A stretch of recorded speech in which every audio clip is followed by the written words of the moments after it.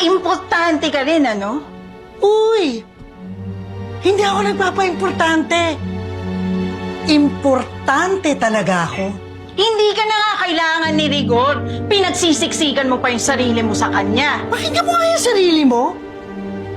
Sino ba nagsisiksik ng sarili niya sa bahay na to? Kung hindi naman dahil dyan sa dinadala mo, palagay mo, andito ka pa? Eh, nandito ako. Saka dito ko papanganak, saka papalakihin ang baby namin ni Rigor. Saka para lang alam mo, ha?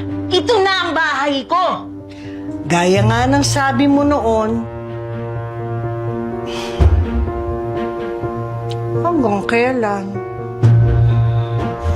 Hindi ako aalis dito!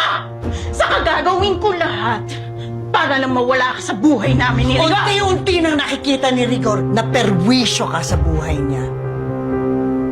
Oh, galingan mo.